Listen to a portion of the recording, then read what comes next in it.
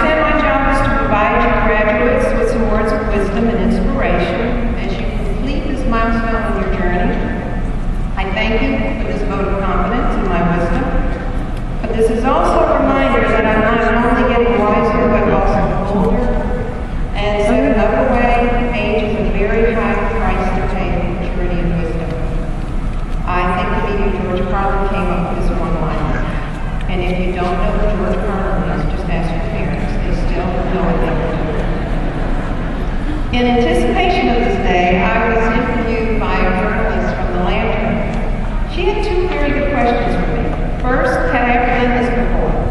Which made me wonder why President D didn't ask me this question. Fortunately, I have, so I will stick to my time, but very little compares to giving the commencement address at the Ohio State University. And then she asked if I remembered the name of the speaker when I graduated. I could not. And with that, I was somewhat comforted by the thought that if I blow it, you may not remember me either. In the paper yesterday, there was a quote from one of our phenomenal leadbots, Chantel Lavin, who graduates today. And she's quoted as saying, "My degree is finished." And for her, the unfinished business is basketball. And she's right. You all have completed your degree, but each of you still has unfinished business. Your degree and this education is your means to an end. And after you walk across the stage and celebrate this moment with your friends and family, you will get busy with what comes next in your lives. You take off your graduation cap and gown, you begin a process of putting on many new hats. Before you reach my age, or perhaps at some point down the road, one of the hats you wear is standing on the other side of this podium. Since my graduation, I've had the opportunity to wear a number of different hats. CPA, Human Resource Executive, Division President, Corporate Director, Business Owner, Executive Coach, not to mention wife, daughter, mother, grandmother, and maybe a few other names I won't mention. But there are two professional roles I enjoy most. First is the presidential appointment I accepted in October last year to chair the National Women's Business Council.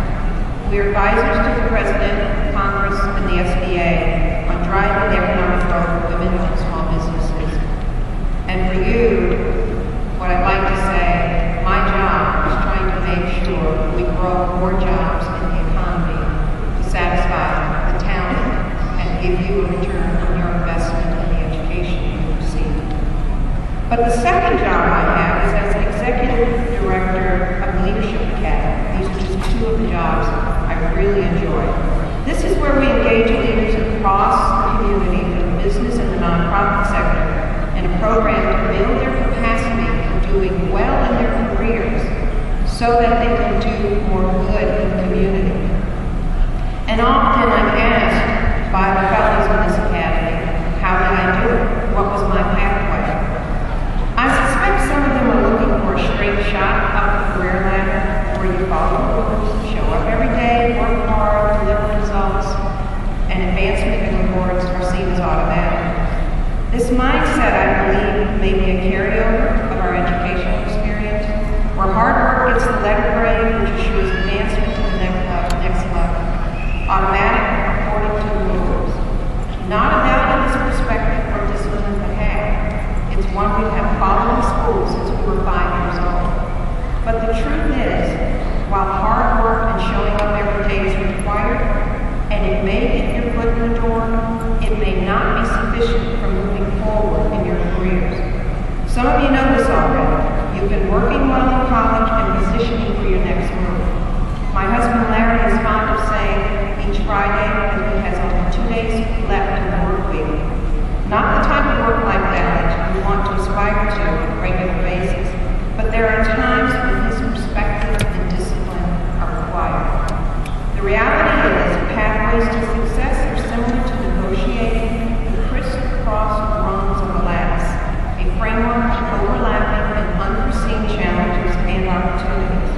And navigating the lattice requires both personal and professional agility, and a willingness